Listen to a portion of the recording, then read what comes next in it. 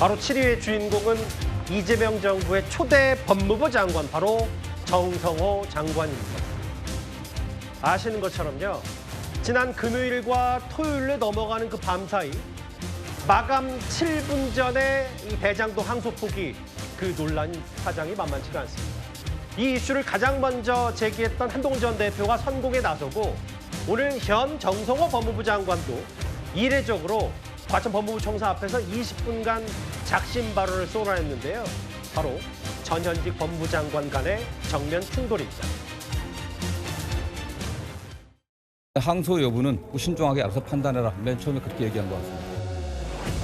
근데 정성호 법무부 장관은 나는 몰랐다? 벌써부터 거짓말이 드러나고 있는 겁니다. 한동훈 전임 법무부 장관이 뭐 검찰이 자살했다고 얘기하는데, 과연 전직 검찰 출신의 법무부 장관으로서 할 수 있는 얘기는 전 납득이 안 됩니다. 검찰, 제가 자살했다고 얘기했죠. 제가 비유한 거 아닙니다. 그거 팩트예요. 여기서 알아서 권력의 개가 돼서 기었잖아요. 그럼 자살한 거죠. 본인은 어떻게 했습니까?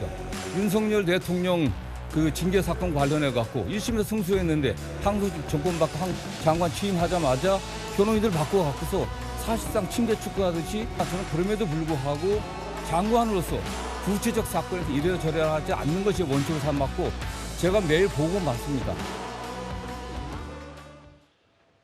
보신 그대로 한 20분간 정성호 장관이 이례적으로 반박을 했는데, 그 내용을 보겠습니다. 대장동 항소 여부 신중하게 판단하라 얘기에 항소 마감 기일에도 종합적으로 잘 판단하라 의견 전달했다. 이현정 의원님. 네. 이게 사실상 지시입니까? 아닙니까? 자, 우리의 회사의 상사가 그 신중하게 좀 판단해봐 라고 하면 밑에서는 어떻게 인식을 할까요? 신중 안 하는 경우가 있어요? 다 신중하게 판단합니다. 근데 굳이 신중하게 판단하라고 이야기를 하는 것은 이 결과 자체에 대해서 뭔가 뒤집어라 라는 이야기 아니겠습니까? 이미 아까 좀 전에 앵커도 말씀하셨지만 그날 7일 자정 전에 당연히 저희 기자들도 그렇고 다들 이거는 항소한다라고 다 생각하고 있었습니다. 근데 갑자기 이 채널A 보도를 통해서 항소 이 자체가 지금 어려워지는 것 같다라는 보도가 그날 밤에 뜨면서 저도 깜짝 놀랐어요. 이런 경우가 있을 수가 없는데 라고 생각했었는데, 아니나 다를까 결국 검찰이 7분을 남겨두고 결국 항소를 하지 않았습니다. 자, 그러면 이런 상황에서 법무부 장관이 검찰에게 뭐 아무 말 안 하면 모르겠습니다만 신중하게 판단하라라고 이야기를 하는 것은 결국은 사실상의 수사 지휘를 한 거라고 저는 판단합니다. 왜냐하면 우리가 뭐 이런 조직 사회나 이럴 때 보면 다 저런 식으로 이야기하는 거는 결국 그 내용에 하지 말라는 이야기가 포함되어 있다는 거 아마 조직 생활 해보신 분들은 다 아실 겁니다. 자, 그런데 문제는 그 법무부 장관이 이렇게 검찰총장의 이야기를 하려면 수사지휘권을 발동해야 됩니다. 보통 수사지휘권을 문서로 일단 발동을 하는데요. 근데 그런 것도 없이 그냥 이런 방식으로 자신의 의사를 전달했다는 것은 사실상 불법적인 수사 개입이다. 저는 그렇게 판단합니다. 결국은 이런 어떤 이 이야기를 들은, 물론 모르겠습니다. 신중하게 판단하는 이야기 뒤에 더 어떤 이야기를 했는지는 모르겠지만 어쨌든 이 메시지는 분명히 본인이 이야기했다는 거 아니겠습니까? 그걸로만 보면 결국 검찰에게 사실상의 수사지휘를 한 것이다. 왜? 당연히 검찰은 신중하게 판단합니다. 자, 판단한 거를 거듭 이야기를 하는 것은 하지 말라라는 이야기겠죠. 강성필 부위원장님, 오래 기다리셨어요? 신중히 판단해봐, 잘 생각해봐가 지시 아니냐? 사실상 수사 개입 확실하다. 어떻게 받아들이시겠어요? 사실 근데 뭐 신중하게 판단하란 말은 사실 하나 안 하나 당연히 해야 될 일인 거거든요. 그럼요. 근데 결과적으로 이게 수사 지휘를 했다 보면 문서로 해야 되는 거잖아요. 근데 문서를 안 했잖아요. 그렇기 때문에 이것을 뭐 수사 지휘를 했네 안 했네 이렇게 말하는 것이 무슨 의미가 있나 싶고. 그 이제 저는 이제 중앙지검장도 결국에는 사의를 표명했잖아요. 그렇게 본인들이 잘못됐다고 생각하면 그냥 항소하고 사표 내면 되는 것이지, 본인도 어쨌든 그 대검의 지시를 따라가지고 어쨌든 수사팀에다가 항소하지 말라고 했잖아요. 그리고 사표를 냈잖아요. 그래서 저는 이 전체적인 이 반발하는 것도 웃기고 사표 내는 것도 웃기고 또 법무부 장관이 뭐 불법적으로 했냐 안 했냐 이렇게 말하는 것도 과거에 최혜병 그 수은직 사건 그 외화부하고 똑같은 상황을 보고 있는 것 같아서, 과연 여기에 있어서 국민의힘이 그리고 검찰이 여기에 대해서 잘못됐다고 지적할 자격이 있나 이런 고민이 있습니다. 그런데 이런 부분이 있을 거예요. 신중하게 판단해라. 이거 나는 몰랐다. 벌써부터 거짓말 드러난다. 검찰이 땡땡했다. 극단적 선택했다. 전 법무부 장관 할 수 있는 얘기인가?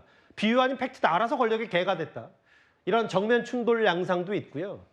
실제로 이런 얘기가 있어요. 정성호 장관은 과거 민주당 의원 시절, 정확히는 2년 전에도 이 대장동 사건의 공범으로 지목이 됐던 이 정진상, 김용 두 사람을 면회한 것으로 드러나서 당시에도 논란이 됐었습니다.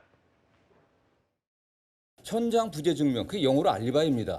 그러니까 알리바이가 있냐 없냐 마치 무슨 음모가 있는 것 같지만 두 사람 다 무죄를 주장하니까 무죄 입증하려고 하면 알리바이가 있어야 될 거 아니겠습니까? 꼭 알리바이 만들 준비를 잘해라. 이런 얘기를 주로 한 60-70% 정도 했습니다. 지금 이런 상황들 보면은 지금 정부 여당이나 이 정권이 하는 거 보면 굉장히 힘들게 가고 있지 않냐 저게. 이렇게 가다 보면은 다음에 이재명이 대통령이 되지 않겠냐. 제가 이렇게 얘기를 했습니다.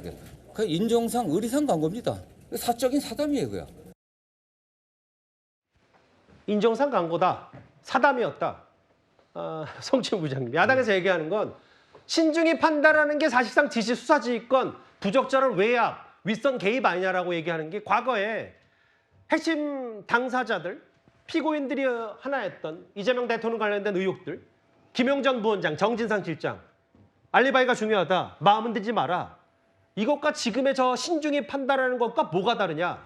이런 표현 야당에선 지적하더라고요. 근데 김용 전 부원장이나 정진상 실장은 우리가 뭐 굳이 더 언급할 필요도 없이 이재명 대통령이 최측근이잖아요. 그렇기 때문에 저분들이 만약에 정말 뭐 흔들리고 있다거나 입장을 바꾸려고 했다거나 그랬다면은 뭐 저런 것들이 외압으로 느껴질 수 있겠지만 우리가 알고 있다시피 저분 두 분은 흔들린 적이 없어요. 그렇기 때문에 저는 정성호 당시 의원이 가서 의리상 갔다 그리고 그런 얘기들이 뭐 압박으로 작용했다. 전 거기에는 동의하기 어려울 것 같고요.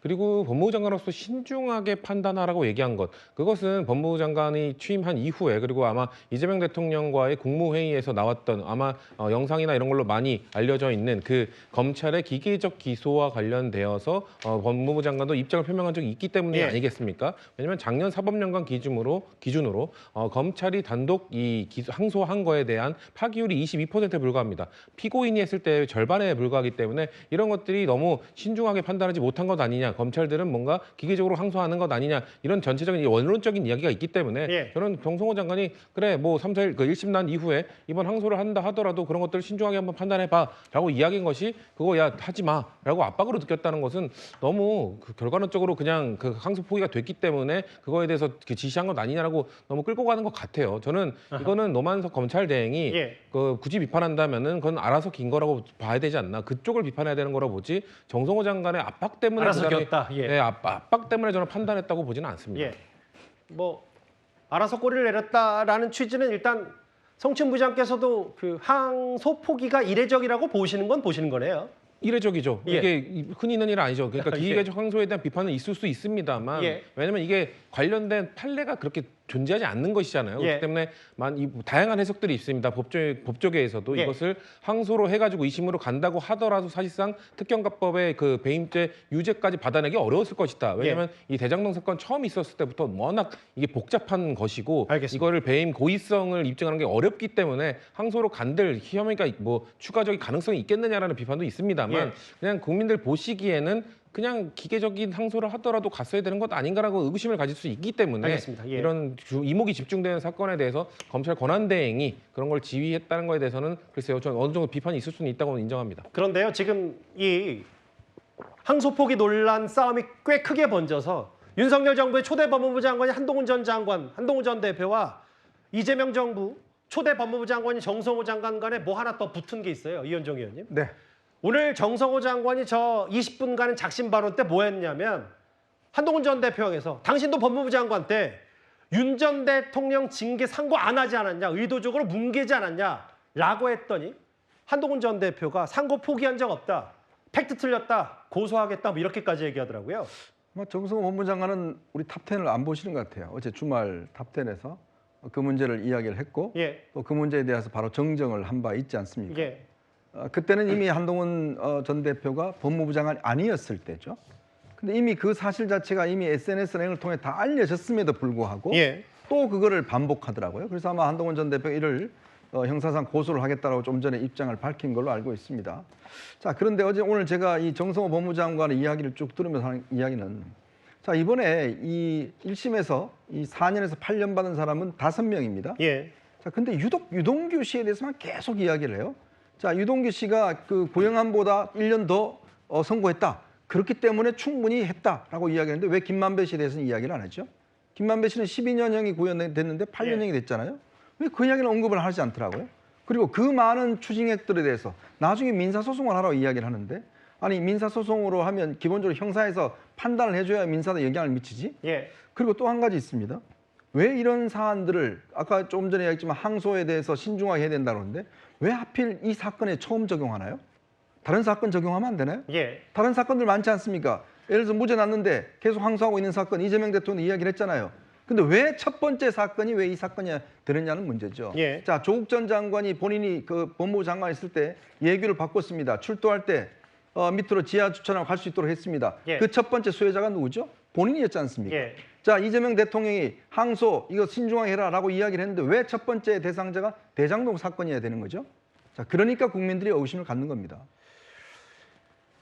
이런 전현직 법무부 장관의 정면 충돌 이걸 일단 접어두고요. 조금씩 오늘 법무부의 수장인 정성호 장관이 얘기했던 그 부분을 팩트 체크 형식으로 하나하나 살펴보겠습니다. 오늘 정 장관 이렇게 얘기했죠.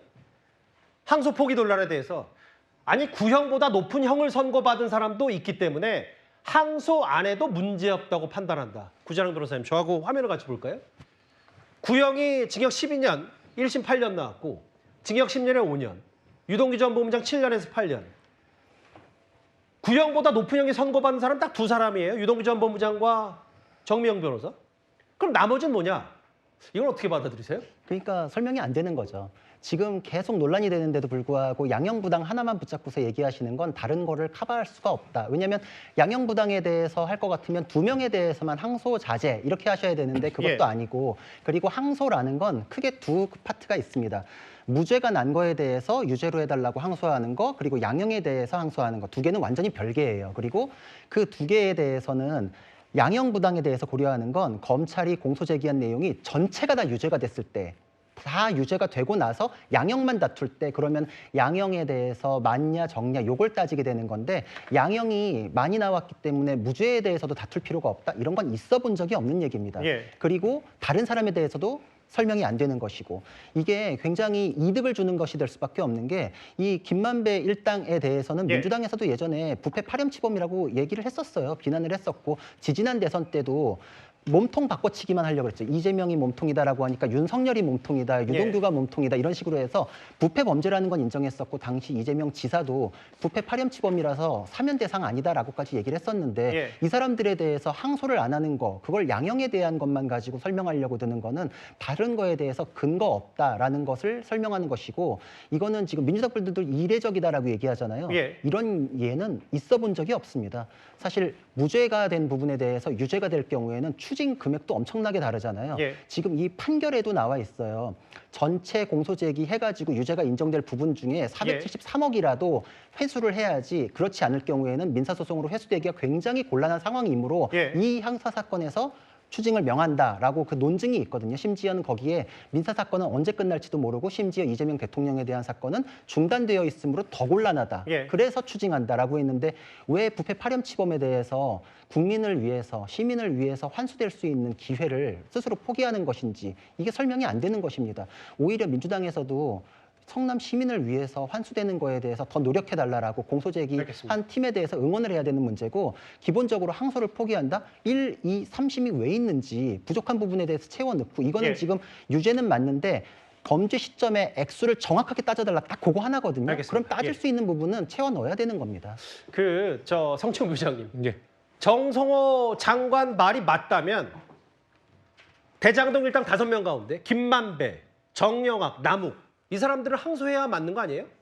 근데 정성호 장관이 그 2명 좀 과하게 나온 사람들 굳이 지목해서 이야기한 게 추가적으로 얘기한 게 뭐였냐면 그 둘이 왜 검찰의 구형보다 더 많이 나왔겠냐. 그 둘에 대해서 의혹들이 많지 않았느냐. 어떤 의혹. 검찰과의 플리바게닝 뭐 이런 것 때문에 뭔가 좀 봐주려고 했었다는 그런 의혹이 있었는데 딱 그렇게 나오지 않았냐. 사실 저는 그게 꼬집은 거라고 보거든요. 검찰이 이번에 뭐 이걸 포기한 거에 대한 뭐 다양한 뭐 정말 노만석 권한 대행이 왜 그랬는지는 좀 직접 들어봐야겠습니다만 그런 부분도 분명 작용했을 거다. 유동규와 왜 정민용에 대해서는 그런 식으로 약하게 봐주려고 했느냐 이런 의혹과 그리고 남욱 변호사가 마지막쯤에 발언했던 것, 검찰이 나에게 배를 가르겠다면서 압박했다. 저는 이 그 두 가지 정도가 검찰에게 좀 압박이 있었을 것이다. 이거를 뭔가 항소를 통해서 밝혀내고자 하는 것들이 뭔가 과연 실효가 있을 것인가에 대한 고민이 있었을 것이라고 보기 때문에 글쎄요, 저는 정성호 법무부 장관은 그냥 원론적인 이야기들 하셨다고 봐요. 법무부 장관 입장에서 저것들을 하나하나 저 이상의 뭔가 주관적 의견을 이야기하는 것은 오히려 좀 불필요하다고 보기 때문에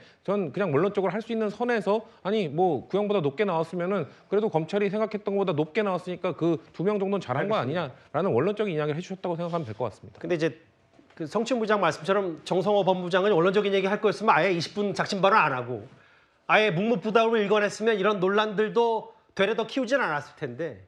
알겠습니다. 정 장관. 구형보다 높은 형 선고받은 사람들이 있기 때문에 항소 안 해도 문제없다 판단했다. 그럼 정성호 장관의 얘기 팩트체크식으로 두 번째도 살펴보겠습니다. 하나는 이 부분이었고요. 두 번째, 제일 중요한 건 바로 이걸 겁니다.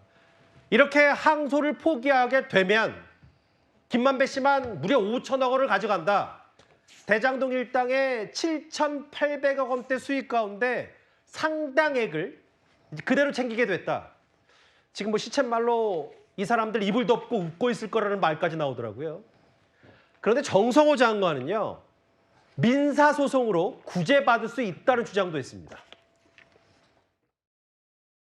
뇌물과 관련된 428억 원만 추징하겠다고 한 겁니다. 그것만 하더라도 돈으로 따졌을 때 5,500억 차이가 나지 않습니까? 이번 항소 포기로 인해서 김만배 씨로부터는 어떤 경우에도 이제 국가는 428억밖에 못 가져와요. 그러니까 1,600억은 당장 김만배 씨한테 돌려줘야 되는 겁니다. 하루에 수감하면 하루당 2억씩 버는 택이거든요. 범죄 수익 환수에 관한 환수규제법이라든가 부패자산 몰수법에 의하면 몰수나 추징은 피해자가 없는 경우 하는 겁니다. 국가가 대신 하는 거거든요. 이 사건은 피해자가 있습니다. 그리고 일부 한 2천억 정도는 이미 몰수 보존이 돼 있습니다. 그리고 이미 이 사건의 피해자라고 규정되어 있는 성남도시공사에서는 민사소송을 제기하고 있거든요. 이거 받을 수 없는 게 아닙니다. 이미 민사소송이 돼 있기 때문에 공소유지 잘해갖고 항소심에서 몰수 추징 판결이 안 됐다고 하더라도 그 범위가 명확히 확정된다고 하면 민사소송에서 관련들을 입증 제도를 하게 되면 좀 받을 수 있는 겁니다.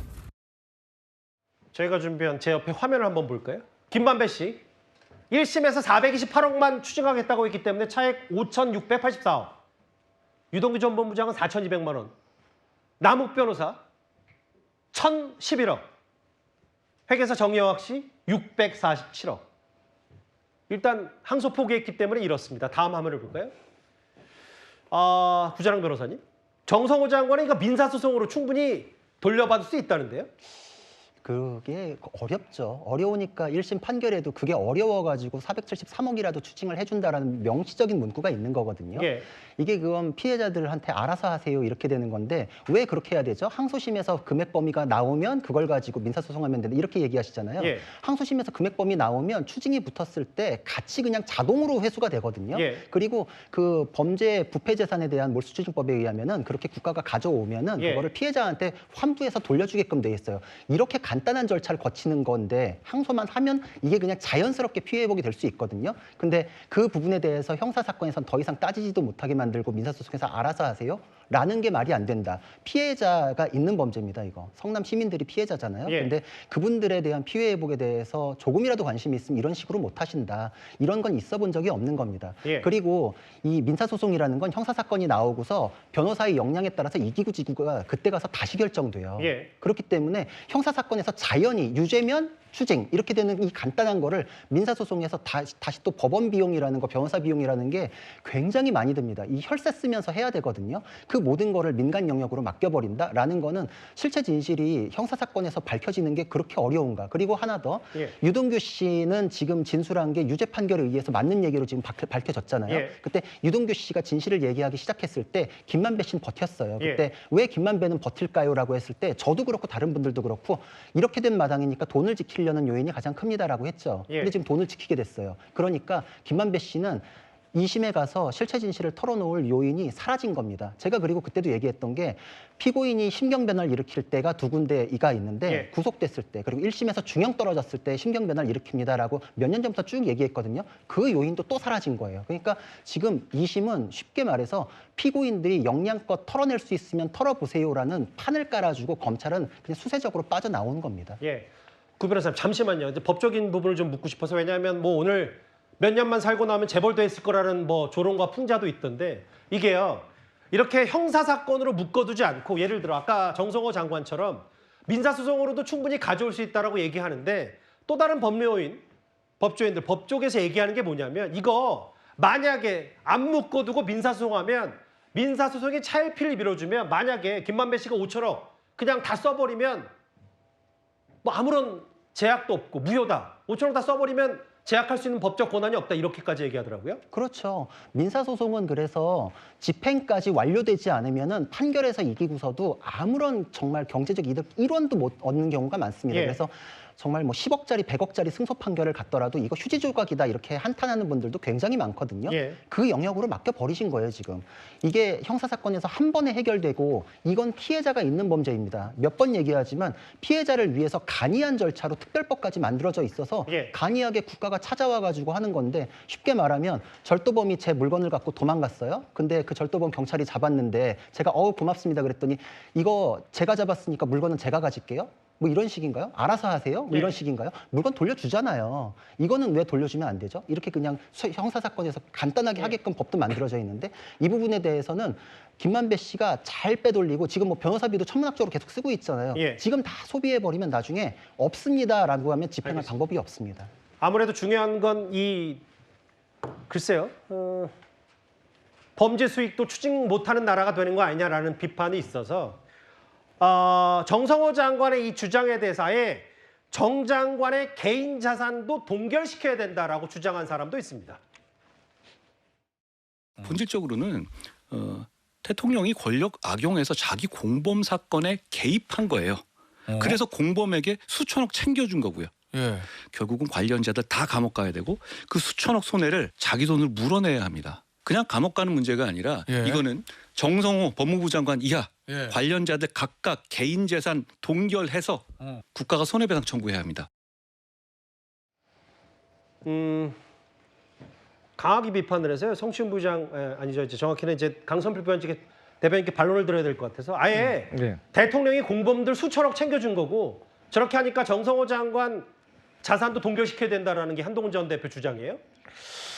근데 뭐 만약에 예. 지금 우리 구정훈 변호사가 말씀하셨던 것처럼 이거 관련해 가지고 정부가 역할을 제대로 안 해가지고 예. 정말로 이 피 같은 혈세를 다 받아내지 못한다고 하면 저는 일괄 그런 주장이 저는 의미가 있는 거라고도 생각을 해요. 예. 근데 이제 한동훈 전 법무부 장관이 이런 말을 할 자격이 있나 저는 궁금한 게 예. 이분이요 과거에요 이게 또 잘못 말하면 또 고소당할 수가 있어가지고 한겨레 신문 칼럼 보니까요 예. 과거에 삼성물산하고 제일모직하고 합병을 할 때요 예. 이때 대주주가 국민연금입니다. 예. 근데 이 대주주가 엘리엇 헤지펀드예요 미국. 예. 얘네들은 반대했거든요. 예. 근데 대주주가 찬성해가지고 합병이 됐어요. 그리고 이거 손해배상 청구했거든요. 1심에서 패소했습니다. 예. 근데 그때 당시 법무부에게 한동훈 장관에게 이거 다시 그 손해배상 취소 소송 하지 말고 예. 그냥 박근혜 전 대통령이나 이재용 삼성전자 회장에게 구상권 청구해라 그랬어요. 예. 근데 반대를 무릅쓰고 그때 취소 소송 했거든요. 예. 그래서 졌습니다. 그래가지고 배상 원금 690억에 법률 이자 비용까지 한 1,000억 넘게 나왔거든요. 예. 그럼 이거 어떻게 할 겁니까? 그렇기 때문에 저는 일방적으로 한동훈 전 법무부 장관이 비판하는 지점은 알겠어요. 예. 그리고 저도 그 부분에 일관적으로 공감하는 국민들도 있다고 보는데 예. 그런다고 그것을 일개 법무부 장관에게 당신 재산 가압류해라 이런 것은 국민들이 얼마나 저는 공감을 할까 싶습니다. 뭐 강선필 대변인께서도 팩트 물론 그 기사에 근거해서 삼성물산 관련 한동훈 전 대표 당시 이제 검찰 시절의 얘기 법무부 장관 때에는 제가 그 부분은 스터디가 덜 돼 있어서 혹시라도 사실관계 좀 더 확인해보고 뉴스탑 때 시간 안에 확인이 되면 바로 전해드리도록 할게요. 그 엘리엇 소송 그 한 대표 해서 그때 다시 한 거 아닌가요? 좀 더 확인해봐야 되겠습니다. 예. 그게 언제 때 기사인지 모르겠습니다. 24년도 기사입니다. 예. 뭐 기사에 근거해서 말씀하셨겠지만 사실관계를 또 당사자에도 잘 알고 있을 테고 저도 좀 더 스터디를 해볼게요. 공부를 좀 해보겠습니다. 아까 뭐 한동훈 전 대표가 정성호 장관도 직접 고소하겠다라는 취지의 얘기를 했는데 여기 계신 성춘 부장도 어제 이 자리에서 한 발언이 이제 틀렸다고 공개적으로 사과를 했고요. 저희 주말 뉴스탑 10도 특정 패널의 발언 오류를 즉시 바로잡지 못한 점 시청자분들께 사과를 드립니다. 앞으로 이 진행자가 패널 발언에 꼼꼼히 팩트 체크를 해보도록 하겠습니다.